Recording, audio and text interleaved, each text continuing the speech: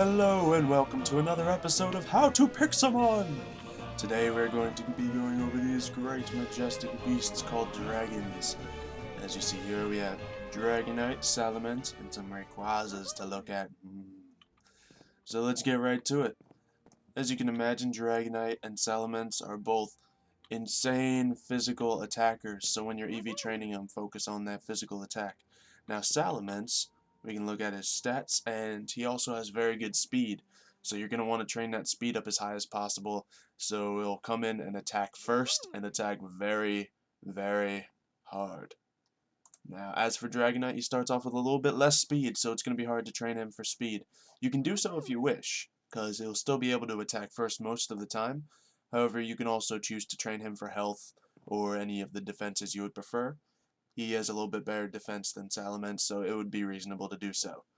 Anyway, looking at the movesets with Dragonite, if you catch him in the wild, you can potentially learn some really nice punches.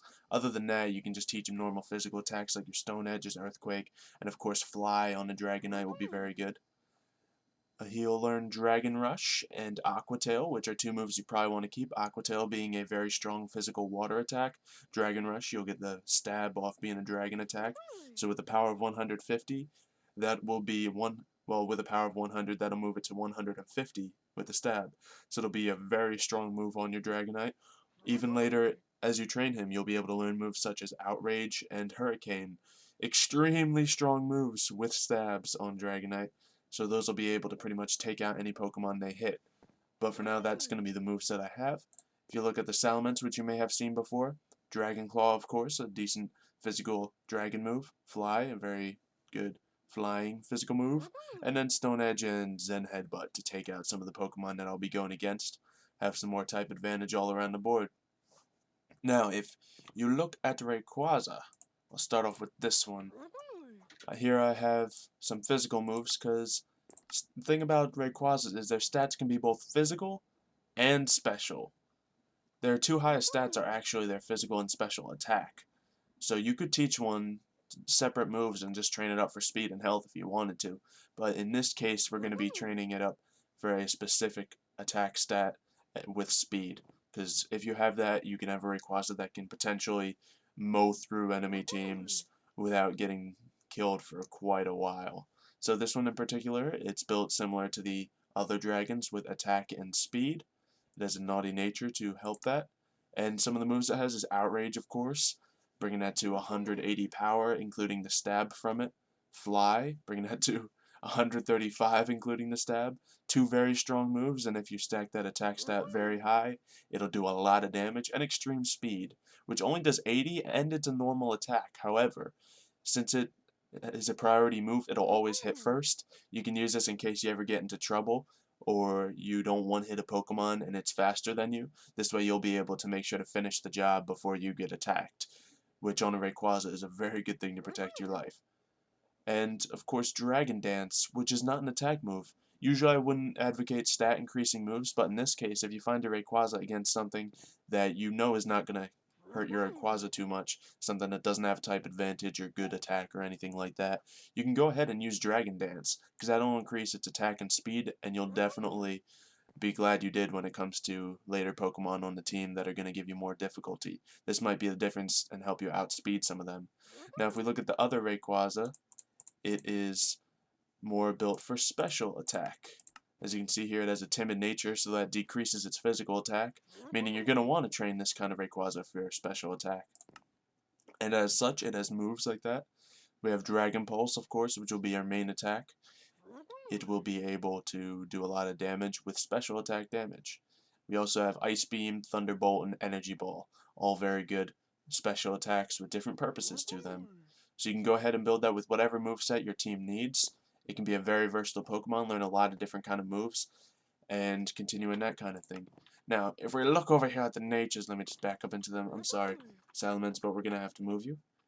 Alright, you can get the modest, mild, or quiet natures for your special attack Rayquaza, and that'll be very effective. Or if you have a Rayquaza with Adamant, Lonely, or Naughty natures, you're probably going to want to go for physical attack. And then, of course, Hasty and Naive are great for speed. It's all going to depend on your moveset there. And, of course, Jolly, which decreases the special attack. You're going to want to train that for attack. And Timid, which decreases the the physical attack, you're going to want to train for special attack. And that's going to be how you want to choose your natures wisely for Rayquazas, and for your other dragons, you're just going to want the physical ones and speed, of course, trying to get that increased. Anyway, if you look at the items you're going to want on these guys, for the special attack one, you can obviously go with a choice spec, or a choice band, or a choice scarf, and that'll make it hit first and hit hard. And pretty much if you have one of these items on a Rayquaza, it's going to kill everything it touches. You just have to make sure you're not going up against something that's going to take the hit and then one-hit you, because you really do want to have lots of different kinds of moves. So in that case, I'd always advocate using a metronome or a shell bell, because that makes you a lot more versatile when it comes to using different moves. Now, when it comes to the dragons, such as the physical attack one and the Dragonite and Salamence, I would actually suggest considering a cell battery, because a cell battery increases your attack when you're hit by electric attacks, and a lot of people use electric attacks on dragons, considering, well, they're both flying type, he's a flying type, maybe electric will be super effective, but actually, since it's a dragon, it counteracts that. So, electric is not actually super effective, it's just normal amount of damage. And if you have a cell battery, you should be able to take a hit from an electric attack, and that will increase your own attack just by getting hit by the enemy. So it's not that bad of an idea. Anyway, I guess that's going to be the episode. I hope you have liked our study of these majestic dragons, and hope that it has helped you slightly. Maybe you can get a nice strong dragon on your team. Just beware of those ice attacks, because they will tear you apart. But if you can outspeed the Pokemon and take them out, shouldn't have anything to worry about. If you like this episode, please leave a like on the video. It will mean a lot, and give me a reason to continue this forever and ever and ever and ever and ever. And leave a comment down below on what Pokemon you want to see in the next episode of How to Pixelmon. I'd love to help you guys out with any Pokemon you particularly like or particularly want to train.